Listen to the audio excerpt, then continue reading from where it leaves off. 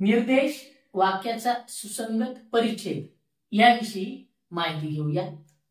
हा जो प्रश्न प्रकार आहे यामध्ये वाक्य आणि वाक्यामध्ये येणारे शब्द यांची सुसंगतपणे मांडणी करणं अपेक्षित असतं।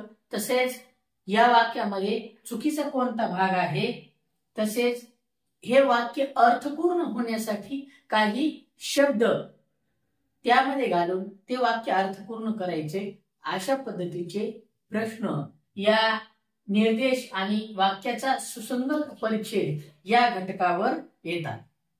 यामध्ये जे काही प्रश्न आपल्याला येणार आहेत त्याविषयी आज आपण माहिती घेऊया। निर्देश योग्य शब्दाचा वापर करून वाक्य पूर्ण करणे।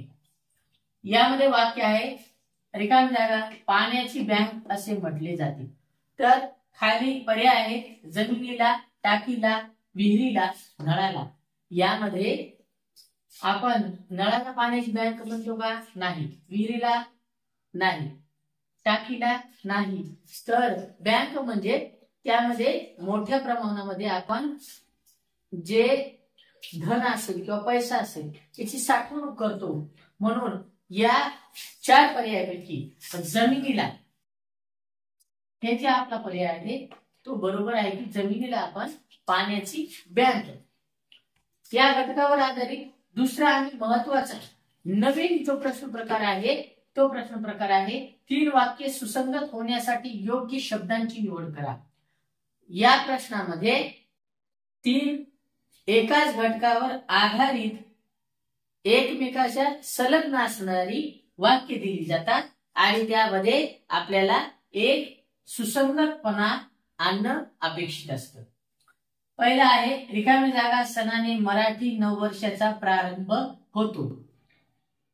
इथं ऑप्शन आहे मकर संक्रांत, गुढीपाडवा, दिवाळी, दसरा। तर मराठी नववर्ष जे आहे ते गुढीपाडवा या सणाने सुरू होते। त्यानंतर त्याच खाली त्याच्याशी निगडीत असलेलं जे वाक्य आहे त्या वाक्यामध्ये आपल्याला शब्द टाकायचे। दुसरं वाक्य आहे या दिवशी आपण टिंब करतो। मग काय करतो? एक आकाशकंदील लावतो, पतंग उडवतो, दिवे लावतो, गुढी उभारतो। आता आपल्याला पहिल्या वाक्यामध्ये आपण जे गुढीपाडवा दिलं होतं त्या गुढीपाडव्याच्या अनुषंगाने आपल्याला उत्तर लिहावं लागणार आहे। म्हणजे गुढीपाडव्या या दिवशी आपण काय करतो तर गुढी उभारतो।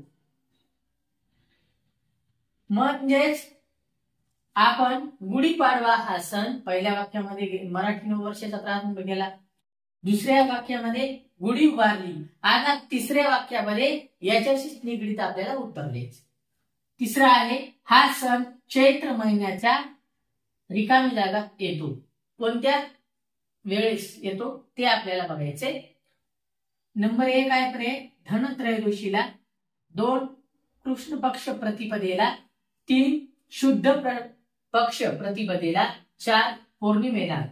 तर यामध्ये जो चैत्र महिना आहे तो चैत्र महिना आणि त्याच्या पहिल्या दिवशी शुद्ध प्रतिपदेला गुढीपाडवा येत असतो। म्हणून यातील शुद्ध प्रतिपदेला हे आपलं उत्तर बरोबर आहे। म्हणजे काय झालं या तिन्ही वाक्यामध्ये सुसंगतपणा आला की मराठी नववर्ष गुढीपाडव्याने सुरू होते। गुढीपाडव्याच्या दिवशी आपण गुढी उभारतो आणि गुढीपाडवा हा सण चैत्र महिन्याच्या शुद्ध प्रतिपदेला येतो। अशा पद्धतीनं तिन्ही वाक्य हे एकमेकाशी सुसंगत झाले। याच भागावर आधारित पुढील प्रश्न प्रकार आपण पाहूया। वाक्यातील चुकीचा भाग ओळखा। यामध्ये वाक्य दिलेलं आहे आणि त्या वाक्यामध्ये आपल्याला चुकीचा भाग कोणता आहे ते ओळखायचे। गोष्टीचा टाळावा, कोणत्याही अतिरेक करावा। आणि यामध्ये आपल्याला पर्याय टाळावा, अतिरेक, गोष्टीचा करावा। आता आपण सुसंगत वाक्य कसं तयार होईल आणि त्यातील कोणता भाग चुकीचा आहे हे आपण पाहू। तर कोणत्याही गोष्टीचा अतिरेक टाळावा हे आपलं सुसंगत वाक्य झालं। यामध्ये नसणारा भाग आहे करावा। म्हणून आपलं पर्याय क्रमांक 4 हा चुकीचा भाग या वाक्यामध्ये दिलेला आहे. त्यापुढील प्रश्न प्रकार आहे सर्वोत्कृष्ट विकल्प निवडून वाक्य पूर्ण करा. या दिलेल्या विकल्पामध्ये सर्वोत्कृष्ट गुड बेटर बेस्ट जे बेस्ट ऑप्शन आहे ते आपल्याला निवडायचे. वाक्य आहे परमेश्वराची कृपा म्हणून मी त्या संकटातून थोडक्यात निघालो. आणि त्याचे पर्याय सुटलो, निघालो, सटकलो, बचावलो.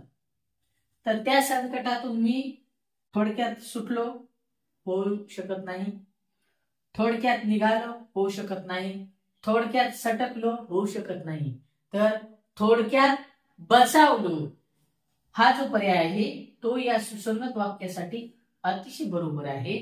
म्हणून आपण परमेश्वराची कृपा म्हणून मी त्या संकटातून थोडक्यात बचावलो असं आपण म्हणतो. या घटकावर अशाच पद्धतीचे प्रश्न आपल्याला प्रश्नपत्रिकेमध्ये येतात. यासाठी आपलं वाचन हे मोठ्या प्रमाणात असणं, त्या वाक्याचे अर्थ, त्या वाक्यात येणारे वाक्यप्रचार म्हणी, त्या शब्दाचे अर्थ हे सर्व माहीत असणं आपल्याला गरजेचं आहे. आज आपण या घटकामध्ये निर्देश आणि वाक्याचा सुसंगत परिच्छेद कसा असतो त्यावर आधारित कोणकोणते प्रश्न आपल्याला प्रश्नपत्रिकेमध्ये येऊ शकतात याविषयी माहिती घेतली. धन्यवाद.